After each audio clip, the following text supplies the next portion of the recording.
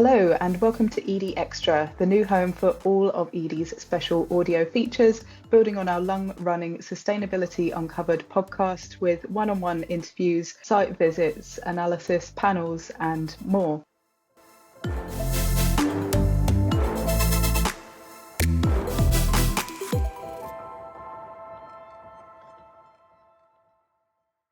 Hello listeners and welcome to Edie Extra.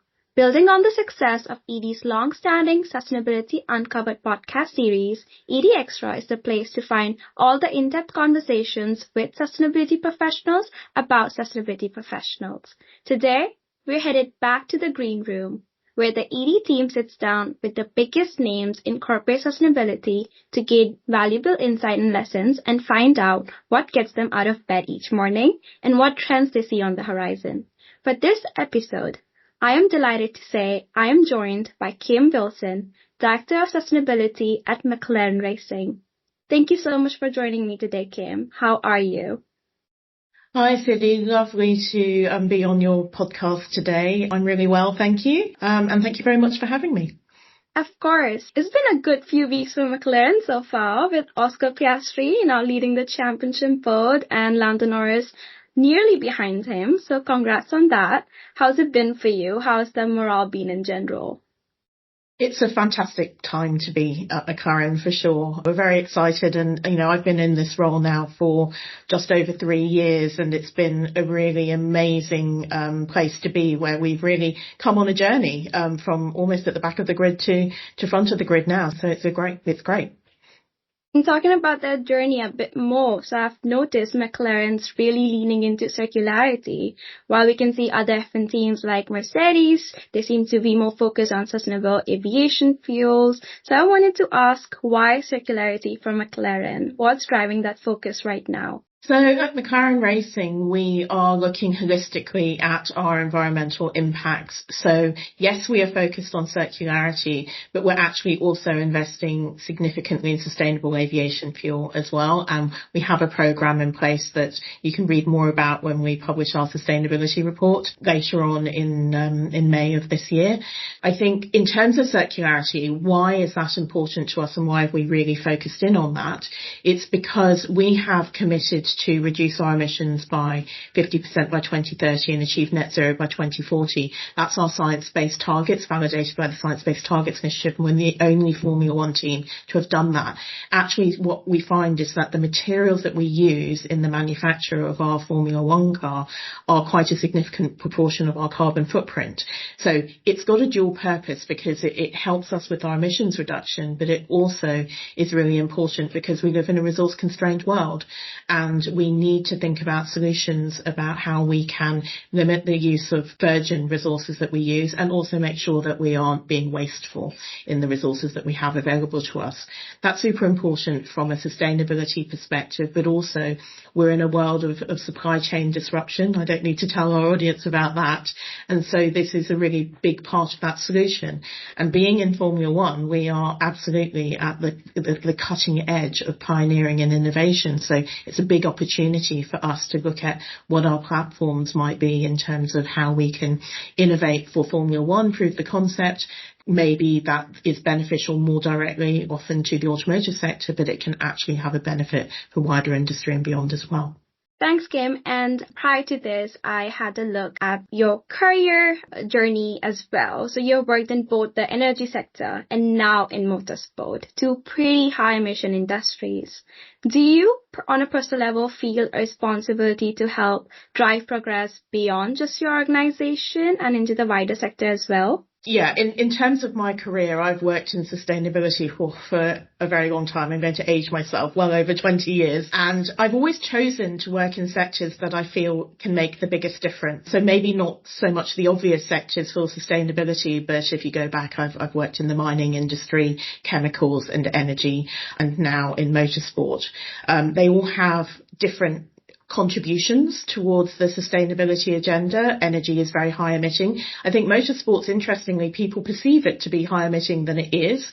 The fuel we use in the car is actually only 1% of our overall footprint, but we still have a big responsibility. And I think what's attracted me to the role here is around the fact that motorsport is and Formula One in particular is at the forefront of R&D and engineering and innovation. And that is a massive opportunity to give back to the motorsports industry, the automotive industry, but also wider. And then on the other hand, we have an incredible global fan base. And I feel that the sustainability conversation needs to be more mainstreamed. The actions need to be for everybody to play. And so it's an opportunity to have that conversation in a world where we're not just talking to the echo chamber of those who already believe in what needs to happen, but also we can start bringing others on the journey with us. Yeah, you're absolutely right about the global fan base, and it's only increased in the last few years with how well Drive to Survive has landed with the audience. Do you feel more pressure now in your role compared to, say, a few years ago? I think it's a different kind of pressure. So in terms of when I started my role at McLaren, it was really starting with almost a blank sheet of paper in terms of environmental sustainability. And we had to look at data and understand our impacts, whereas now it's about being solutions oriented. And I think what we do have in terms of that whole fan base and the new Drive to Survive kind of fans that we have, they might not be your traditional avid motorsport engineering fan, but, you know, it's an opportunity to bring our fans along with us and learn with us on our journey. So, for example, when we took Oscar, one of our drivers, to Australia last year to look at our project that we're doing with the Great Barrier Reef Foundation, that was a way of us learning and then bringing our fans along the journey to learn with us. And for me, that's a lovely opportunity. Thanks, Kim. I mean, McLaren was ranked the highest performing motorsport team in the Global Sustainability Benchmark and Sport ranking recently, and also was the first to use recycled carbon fiber in the car. Do you think McLaren is now in a place to lead broader collaboration across motorsport? And in such a competitive environment like F1, do you think collaboration is even possible between teams? We've got a culture of being constantly looking at innovation and trying to be at the forefront of whatever we do, whether it's on track or sustainability. So I think that's part of the DNA of working at McLaren anyway. We've certainly spent the last 3 years pushing the boundaries to try and improve and raise the standards of sustainability within motorsport. And I think we've come a long way in being able to do that. And I'm very fortunate that McLaren has believed in this and has put investment in. So I am lucky that I have a really solid sustainability team. And that's not the case for all of the teams in Formula One. And so I feel there is a responsibility to be able to share what we can do and what we can learn to help raise the bar and raise the standard across our sport. You talk about competitiveness. Yes, it's inherently competitive to work within motorsport. There's no question about that. What we have to do is look at where we are in a pre-competitive space. That's no different from other industries. And so we have actually been working with the other Formula One teams and our regulator and our series organiser.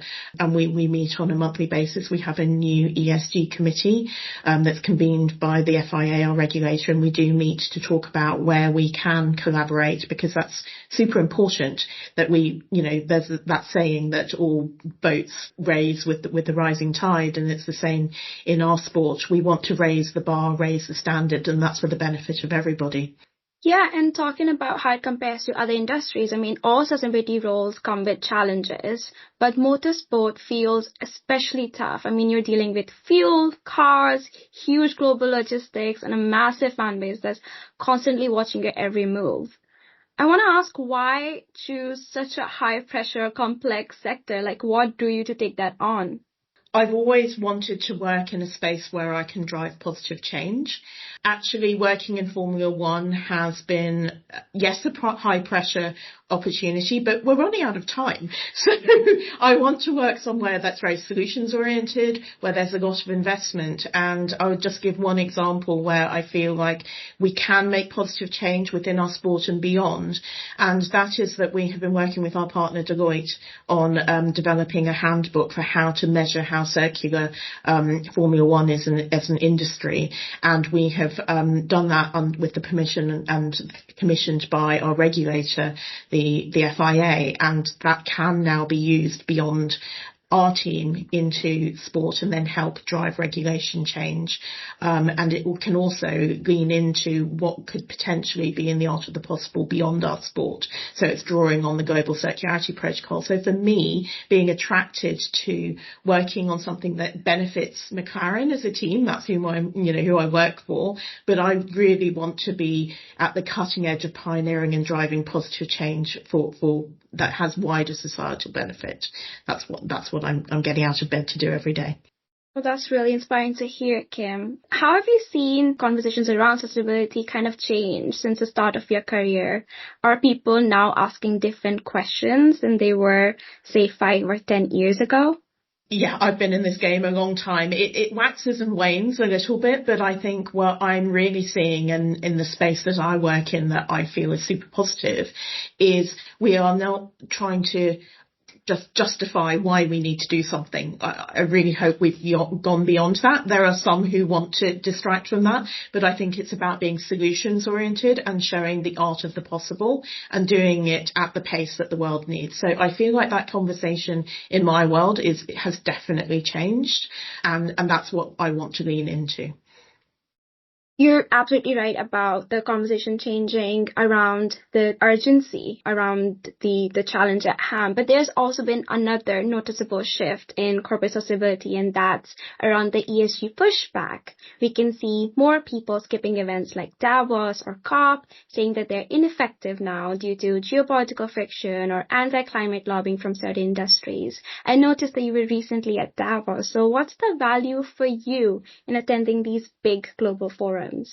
I turn up at global forums like Davos when there's an authentic reason to be there. So McLaren has a fantastic partner base. We have a large number of global organisations that we partner with, like Deloitte, like Ecolab, who we are working with on sustainability solutions. So for me, when there's an opportunity to talk about that, then that's really important. I think the other thing about somewhere like Davos is that meeting the chief sustainability officers of the different organisations that I partner with or who are within the ecosystem, that's where people tend to convene.